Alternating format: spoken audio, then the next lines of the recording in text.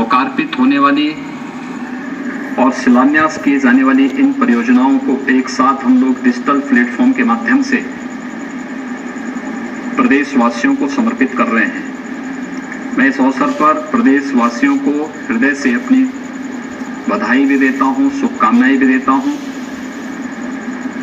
हमारे माननीय जनप्रतिनिधिगण निरंतर 2017 में सरकार आने के बाद उनकी पहली मांग होती थी कि गड्ढा मुक्त सड़कें, और उस समय लोक निर्माण विभाग को नोडल विभाग बनाकर के प्रदेश के अंदर गड्ढा मुक्त सड़कों का जो अभियान प्रारंभ हुआ, 1,20,000 किलोमीटर से अधिक की सड़कों को गड्ढा मुक्त करने में एक समय सीमा के अंदर लोक निर्माण विभाग को सफलता प्राप्त हुई। और जो पहले उत्तर प्रदेश के बारे में कहा जाता था 2017 के पहले कि जहां से सड़कों पे गड्ढे प्रारंभ हो समझे उत्तर प्रदेश है, आज उत्तर प्रदेश ने इस पूरी तस्वीर को बदला है। ये केवल आज ये लोकार्पण और शिलान्यास का ही कार्यक्रम नहीं, बल्कि इंटर स्टेट कनेक्टिविटी में उत्तर प्रदेश की सीमा एक देश नेपाल से जुड़ती है, 7 राज्यों से जुड़ती है। हमारे 54 ऐसे मार्ग हैं जो इंटर स्टेट कनेक्टिविटी से जुड़े हुए हैं। इन सभी को 4 लेन के साथ जोड़ने के लिए भी युद्ध स्तर पर लोक निर्माण विभाग ने कार्य प्रारंभ किया। और आज हम गर्व से कह सकते हैं कि जहां पर अच्छी सड़कें प्रारंभ हो वह उत्तर प्रदेश की सीमा प्रारंभ वहां से मानी जाती है। और उत्तर प्रदेश आज अच्छी सड़कों के लिए, अच्छी विद्युत व्यवस्था के लिए, अच्छी कानून व्यवस्था के लिए और सुशासन की एक नई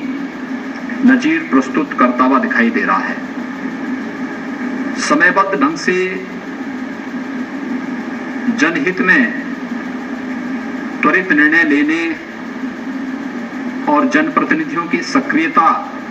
और उनके साथ बेहतर संवाद का ये परिणाम इस रूप में सामने आया है।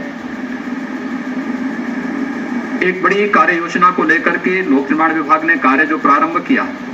इंटर स्टेट कनेक्टिविटी के बाद हर जिला मुख्यालय को 4 लेन से जोड़ने, हर तहसील और विकास खंड मुख्यालयों को भी 4 लेन के साथ जोड़ने, कभी कोई सोचता ही नहीं था, लेकिन आज सपना साकार हो रहा है। जहां पर पहले लोग सिंगल लेन और 4 लेन की बात करते थे, 2 लेन की बात करते थे, आज वहां पे 4 लेन की सड़कें बन रही हैं। एक एक गांव को बेहतर कनेक्टिविटी दी जा रही है। हर प्रकार से इस कोविड-19 के संक्रमण से जब देश और दुनिया प्रभावित है, तब भी विकास की परियोजनाएं कनेक्टिविटी की हो, चाहे वह ब्रिजेज की हो, निरंतर उस कार्यक्रम को विभाग बढ़ाने का कार्य कर रहा है। आवश्यकता पड़ी, हम लोगों ने बजट से भी पैसे देने में कोताही नहीं की, और आवश्यकता पड़ी तो वहां पर विश्व बैंक से, एशियन डेवलपमेंट बैंक से, हुडको से, नाबार्ड से या अन्य राष्ट्रीयकृत बैंकों से भी हम लोगों ने ऋण लेकर के अच्छी सड़कें लोगों को मिले, जनता को मिले, इस पर एक प्रभावी प्रयास प्रारंभ किया है। और आज उस प्रयास का परिणाम हम सबके सामने इस रूप में आ रहा है कि एक साथ हम लोग 2250 करोड़ रुपए की योजनाओं की, इन परियोजनाओं का यहाँ पे लोकार्पण और शिलान्यास के साथ हम सब जुड़ रहे हैं। ये सचमुच प्रदेश के लिए एक उपलब्धि है, और ये उपलब्धि का एक छोटा सा हिस्सा है। इससे भी कई बड़े बड़े कार्य हुए हैं। वे कार्य हमें फील्ड में जाने पर देखने को मिलते हैं, और उन कार्यों को जनता के द्वारा अपनी स्वीकृति मिलती है। ये चीजें इस बात को प्रदर्शित करती हैं कि जितने बड़े पैमाने पर धनराशि हम खर्च कर रहे हैं, अगर पिछली सरकारें भी उस राशि का उसी रूप में सदुपयोग की होती तो संभवतः अब तक प्रदेश के अंदर हर एक विकास खंड मुख्यालय भी 4 लेन की कनेक्टिविटी के साथ जुड़ गया होता। लेकिन ये चीजें इस बात को साबित करती हैं कि पिछली सरकारों ने जनता के धन में ज्यादा बंदर बांट किया, उसका दुरुपयोग किया। 2017 मार्च 2017 के बाद जब कार्य प्रारंभ हुआ, आज वो कार्य जमीन पर भी दिखाई देता है और युद्ध स्तर पर त्वरित निर्णय लेने, कार्य को मानक की गुणवत्ता के साथ प्रभावी ढंग से आगे बढ़ाने और परिणाम देकर के जहां की जो आवश्यकता है उसके अनुरूप उन परियोजनाओं को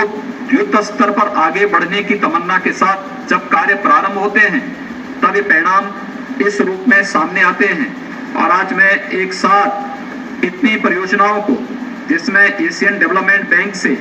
जिन परियोजनाओं को यहाँ पर आज जिन परियोजनाओं का लोकार्पण यहाँ पर हो रहा है, मुजफ्फरनगर बड़ौद मार्ग है, नानौ दादोग मार्ग, बुलंदशहर अनूपशहर मार्ग है, एशियन डेवलपमेंट बैंक से ही के ऋण से पोषित जनपद में सुल्तानपुर में हलियापुर कोड़ेभार मार्ग है,